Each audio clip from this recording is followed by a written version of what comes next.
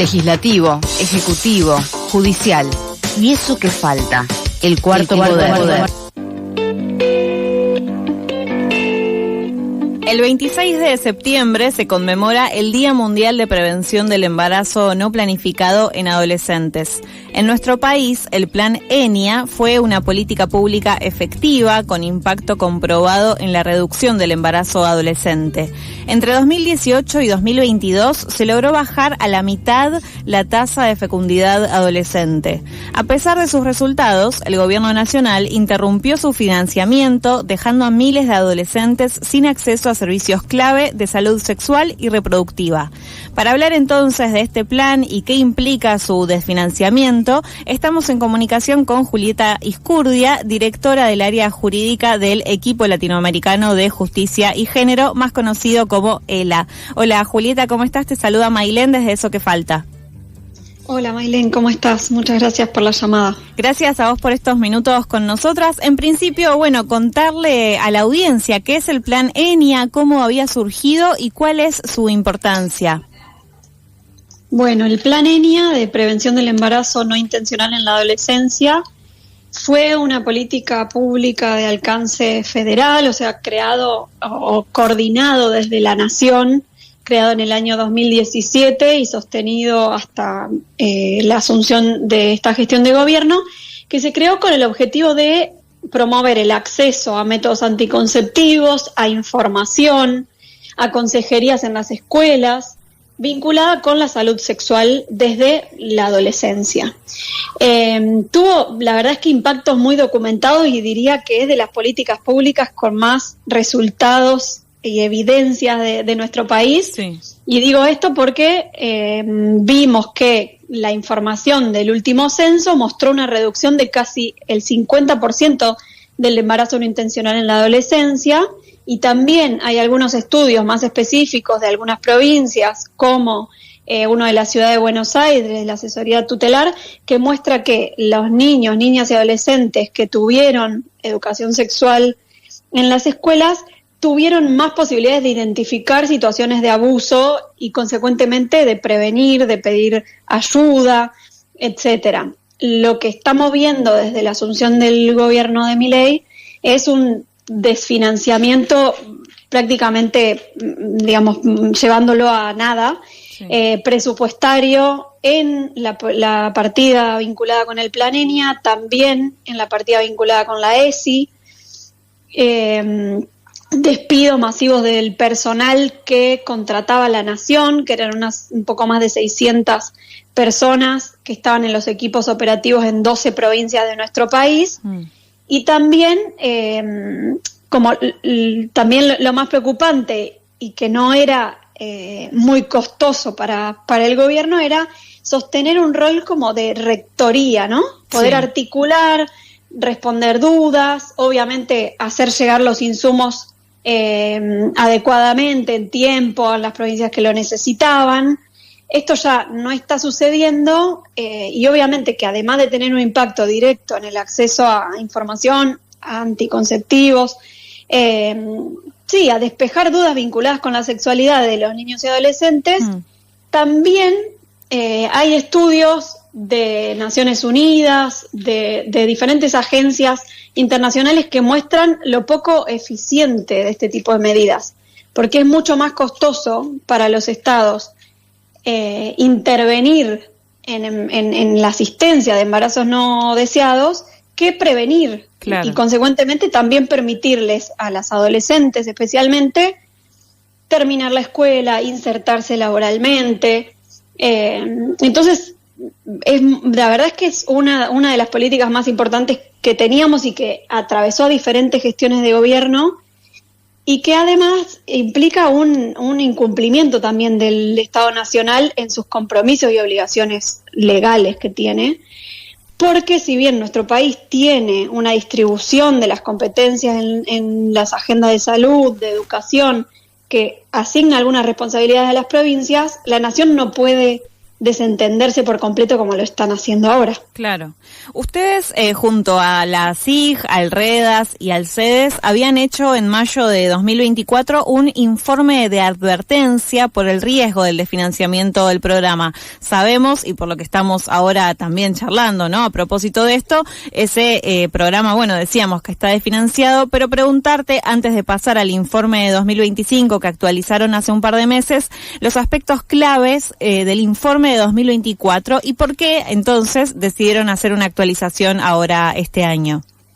Bueno, lo que advertíamos en ese primer informe era una reducción presupuestaria y una subejecución del presupuesto que había disponible, y también recibíamos información de algunas provincias, pues nosotras, las organizaciones de la sociedad civil, hacemos un monitoreo constante sobre el cumplimiento de las leyes vinculadas al acceso a la salud sexual y reproductiva, y nos comentaban las referentas locales de la falta de insumos, de que estaban llegando justo con el stock que quedaba de la gestión anterior, de las dificultades que estaban teniendo las provincias para, de forma repentina, empezar a comprar insumos que ni siquiera tenían en sus procesos administrativos. Entonces eso se reflejaba en el presupuesto, y por eso hicimos ese primer informe donde advertíamos el riesgo de que se termine por desfinanciar el plan ENIA. Sí.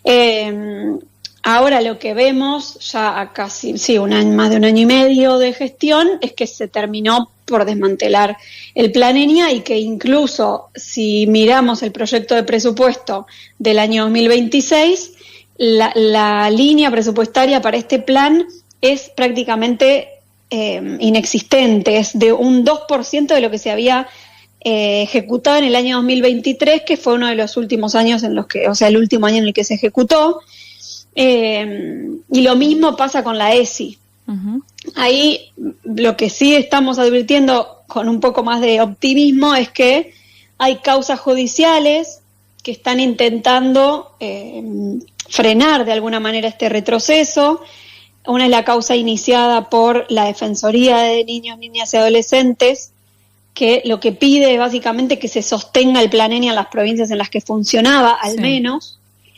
Y ahí creemos que el rol tanto del Poder Judicial como del Poder Legislativo en contextos como este es fundamental. Uh-huh. Por eso estamos acudiendo a los dos espacios, ya sea tratando de que avancen algunos proyectos de ley que hay en nuestro Congreso Nacional, intentando formalizar, institucionalizar esta política pública, y por otro lado, aportando a la causa judicial información que tenemos rigurosa sobre la situación en las provincias. Claro. Decíamos antes que tal vez el plan ENIA fue una de las políticas públicas con un impacto más definido o más tangible, si se quiere, ¿no? Como que muy rápidamente se comprobó su efectividad. Preguntarte por el aspecto contrario, si vos ves que ahora, en este año y medio o un poquito más de gestión que lleva el gobierno de Javier Milei, ya es perceptible el retroceso de esos logros a causa del desfinanciamiento. Bueno, ahí hay por ahí una aclaración importante que hacer, que hasta ahora no comenté, que es que además del desfinanciamiento, desarticulación y desresponsabilización que intenta el Estado Nacional, tampoco está publicando información actualizada y estadísticas como se publicaban antes, uh-huh. Con lo cual los monitoreos los hacemos de forma un poco más artesanal, si se quiere. Sí. Muchas organizaciones estamos monitoreando, y lo que vemos son, en algunos casos, retrocesos que en lo simbólico son muy claros. Digo, el presidente diciendo, por ejemplo, la agenda sangrienta del aborto, banalizando un montón de cuestiones vinculadas con las brechas que afectan a las niñas, mujeres, adolescentes, y también mucha desinformación en torno a si se puede acceder a anticonceptivos, si se puede seguir accediendo al aborto en las condiciones en que se hacía. La realidad es que quienes están terminando por resolver, por dar respuesta, por informar y ayudar a las adolescentes, a las mujeres que necesitan ayuda, ya sea para acceder a anticoncepción, al aborto, terminan siendo más parecidas a el momento previo a la ley de interrupción voluntaria y legal del embarazo, muchas redes territoriales reorganizándose y dando respuesta cuando debería ser el Estado quien informe de forma seria, responsable, clara. Entonces, eso, por un lado, es difícil documentar en tan poco tiempo con estadísticas los retrocesos. Los vemos en algunos casos, o sea, supuestos, no sé, casos en los que las mujeres se acercan a preguntar si sigue siendo legal el aborto. Digo, hay ahí toda una también estigmatización creciente en torno a la posibilidad de acceder al aborto. También afecta muchas veces a los propios efectores de salud, a los médicos, médicas, que están quedando cada vez más solos para garantizar la práctica cuando no hay ningún retroceso en términos normativos. Entonces el rol ahí de las socorristas, de la sociedad civil, de las personas que uno a uno se involucran y se comprometen con el tema, está siendo fundamental. Claro, todas esas redes que teníamos desde los feminismos armadas antes de que se sancione la ley del aborto son las que ahora volvieron un poco a los territorios, digamos, a suplantar al Estado, básicamente. Sí, exactamente. Hay en muchas provincias mucha articulación entre las organizaciones y las referentas locales, provinciales o municipales, que también se encuentran en muchas ocasiones cada vez más solas, sin respaldo político, ni hablar de la cantidad de provincias que tienen un montón de restricciones presupuestarias que afectan no solo a la agenda de salud sexual, sino a todas las agendas vinculadas con la salud. No sé, sabemos de provincias que no han recibido medicamentos oncológicos. Te podés imaginar si pasa eso, lo que está pasando con esta agenda, ¿no? Sí, claro, sin dudas. Una última, Julieta, y ya te liberamos en esta tarde. Preguntarte, mencionabas un poco a la ONU en alguna de las preguntas que te hicimos, pero preguntarte específicamente cómo ves el rol de organismos internacionales respecto de la aplicación del Plan ENIA o del financiamiento, en verdad, del Plan ENIA.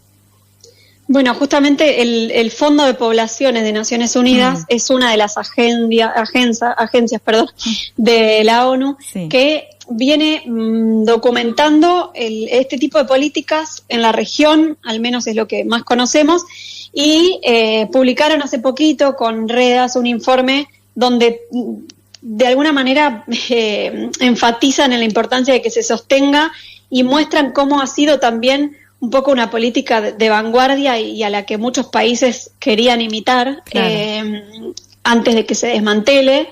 Y eso, destacan la relevancia de sostenerlo incluso para interrumpir el ciclo intergeneracional de pobreza que tenemos y que afecta desproporcionadamente a las niñas, adolescentes y mujeres, porque como les decía antes, hace que accedan tardíamente o no puedan acceder a terminar la escuela, a tener una carrera universitaria, insertarse laboralmente, y eso impacta indefectiblemente. En estos informes del Fondo de Poblaciones de Naciones Unidas muestran cómo impacta también en el desarrollo productivo y económico de los países, con lo cual no hay ningún motivo para dejar de financiarlo y de sostenerlo, porque además no es una política que sea muy cara, o sea, no tiene ninguna lógica. Realmente. No, claro, y además, como decías vos antes, ¿no? Como esto de, en realidad al Estado le sale mucho más caro cubrir la realización, digamos, de algún tipo de intervención cuando ese embarazo ya está avanzado